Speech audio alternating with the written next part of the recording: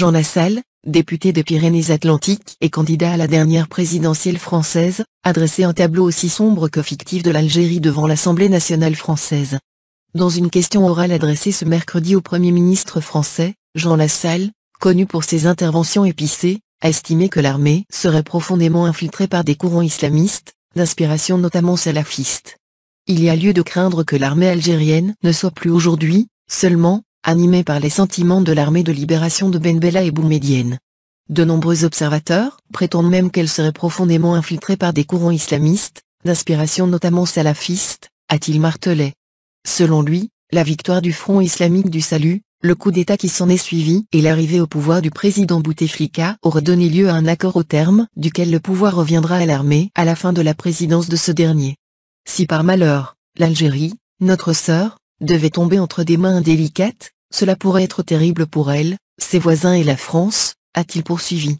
C'est Nathalie Loiseau, ministre auprès du ministère de l'Europe et des Affaires étrangères, chargée des affaires européennes, qui a répondu aux députés, revenant sur la dernière visite du président français en Algérie, affirmant que le gouvernement travaillera avec l'Algérie pour le développement économique. Jean Lassalle est, faut-il le rappeler, arrivé 7e sur 15 candidats dans la course à l'Élysée, finalement remporté par Emmanuel Macron. La parole est à Monsieur Jean Lassalle. Monsieur le Président, mes chers collègues, ma question s'adresse à Monsieur le Premier ministre.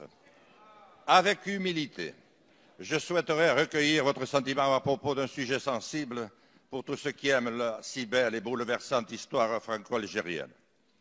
La victoire du Front islamique du Salut, le 26 décembre 1991, le coup d'État qui s'ensuivit et l'arrivée au pouvoir du président Bouteflika en 1999 aurait donné lieu à un accord au terme duquel le pouvoir reviendrait à l'armée à la fin de la présidence de ce dernier. Il y a tout lieu de craindre que l'armée algérienne ne soit plus aujourd'hui seulement animée par les sentiments de l'armée de libération de Ben Bella et Boumedienne. De nombreux observateurs prétendent même qu'elle serait profondément infiltrée par des courants islamistes, d'inspiration notamment salafiste. La situation politico-économique de l'Algérie est dans une passe difficile. Nombreux sont les ressortissants qui, par milliers, rejoignent déjà l'Espagne, l'Italie et la France, chez qui une partie des accords déviants s'applique encore. Si, par malheur, l'Algérie, notre sœur, devait tomber entre des mains indélicates, ne pensez-vous pas que les conséquences pourraient être terribles pour elle, ses voisins et la France? Nous avons déjà eu à connaître du douloureux problème des migrations de notre temps. Nous qui partageons une si longue histoire avec l'Algérie, qui partageons la même frontière, la Méditerranée, ne risquons-nous pas de voir s'installer un couloir migratoire sans précédent, avec le terrible effet de résonance qu'il pourrait déclencher?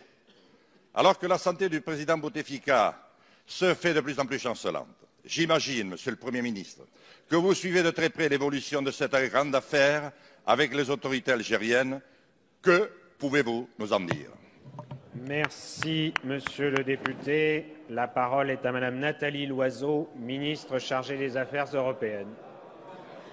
Monsieur le Président, Mesdames et Messieurs les députés, Monsieur le député Lassalle, le 6 décembre dernier, le Président de la République s'est rendu en visite en Algérie, une visite qualifiée par les autorités algériennes de visite d'amitié et de travail.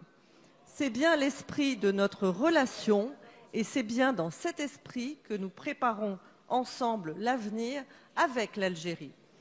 Juste après cette visite, le Premier ministre français a accueilli son homologue algérien pour la réunion du groupe intergouvernemental de haut niveau. Nous avons donc pu travailler ensemble à nous fixer des axes de travail sur le quinquennat.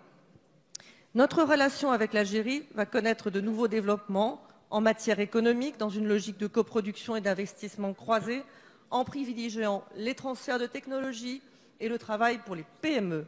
Elle doit connaître aussi de nouveaux développements en matière de formation, avec un objectif, favoriser l'employabilité des jeunes Algériens, dont l'avenir, le Président l'a dit, est en Algérie. Elle doit connaître de nouveaux développements en matière de mobilité, avec pour objectif de lutter contre la mobilité illégale, tout en facilitant la mobilité légale, particulièrement pour les forces vives, intellectuels, entrepreneurs, étudiants. Notre relation, c'est aussi la coopération dans la lutte contre le terrorisme islamiste et en matière de lutte contre la radicalisation. L'Algérie a payé un lourd tribut dans les années 90 en affrontant le terrorisme et la radicalisation. Notre combat est bien un combat commun. Il nous revient, pour préparer l'avenir, d'affronter le passé.